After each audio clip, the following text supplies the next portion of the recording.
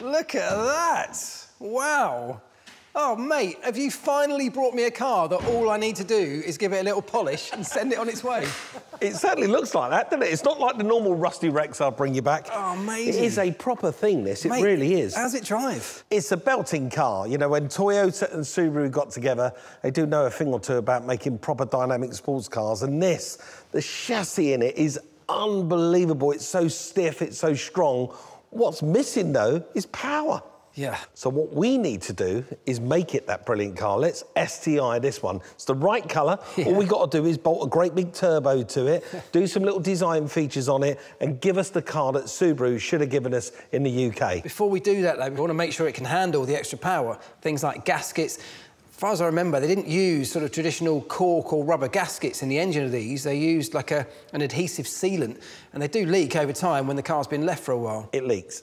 The gaskets are leaking. There is a gasket leaking, yeah. On the test drive, I can smell burning oil. So, yeah, there's going to be a leak in there somewhere. All right, well, that's fine. We'll have a good look through it. Well, the good news is it's only done 47,000 miles. Amazing. I mean, it sounds too good to be true. I mean, these are quite rare, so tell me you haven't had to pay a fortune for it. I bought it, you ready? 8.5 grand. Wow, mate, that's incredible. That's incredible because it leaves us some budget to do the things we want to do to it. And imagine what this would be worth when we finished with it. Yeah, it's going to be fantastic. I'm going to jump on the phone, get on the internet and see if I can find some of this sort of turbo stuff and STI stuff.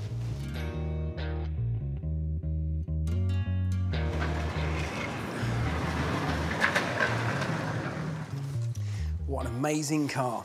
You know, it's so nice to see the rarer Subaru version from this collaboration. And it feels to me like cars like this are a dying breed. Nimble, rear-wheel drive sports cars that you can use all year round.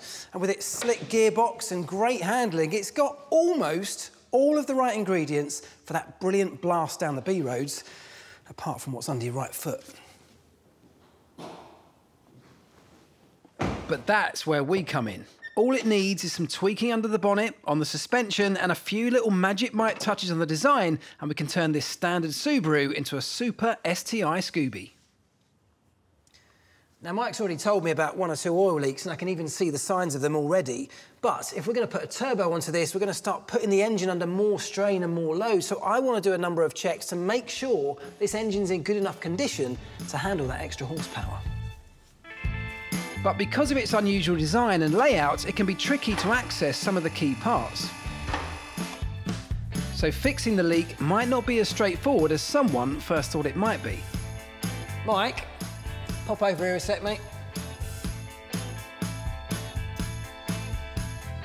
I've found the source of that oily smell. See that oil leak? That's dripping straight onto the exhaust pipe. So that's what you could smell from in the car. Plus, on top of that, there's some around here that I really can't get to. I'm thinking about dropping the engine out. Mate, the moment I shook hands on this car, I knew you couldn't drop the engine out of there. You can't stop yourself.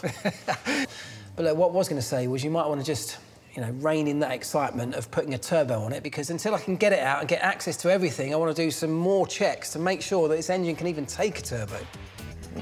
Don't say that. We are STI in this car.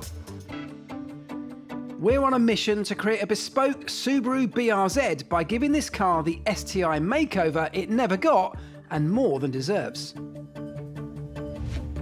That all starts by adding more power, but will the engine be able to handle the turbo upgrade Mike's got his eye on? Right, pretty sure everything's disconnected, so I've just got to carefully lower it down. There we go.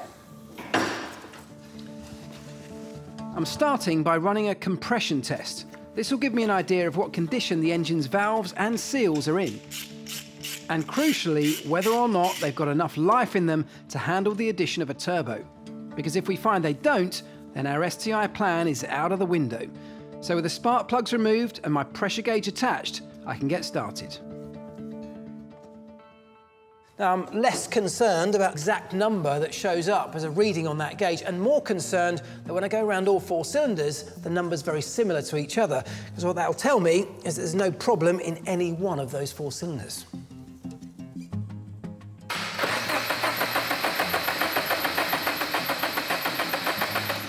So we've got about 170 PSI on cylinder number 2. Good start. But we're not out of the woods yet.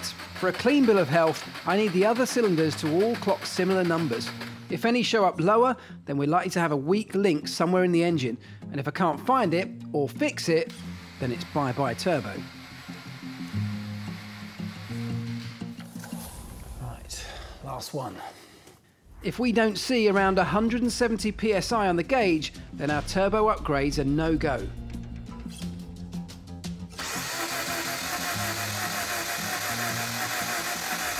Yes, another reading of 170 psi, which means all 4 cylinders very, very close to each other. There are no signs of contaminants in the oil that came out or the coolant, all of which tells me I can happily move ahead and strap a turbo to this great engine.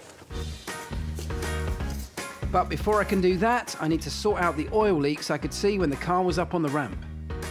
This one here is the one that Mike could smell from inside the car, because as the oil drips from behind this blanking plate, it falls directly onto the hot exhaust beneath.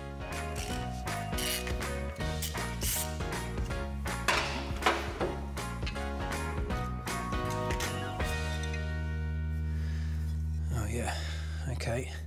Now on the back of this blanking plate is a silicon-based gasket that's clearly failed, and that's where the oil's leaking from. The turbo kit is going to utilise this position to bolt the scavenge pump for the turbo itself. So there's no point in me cleaning that up and refitting it. I will give the area a clean up and have a good inspection, but for now I'm going to hold up until the kit arrives.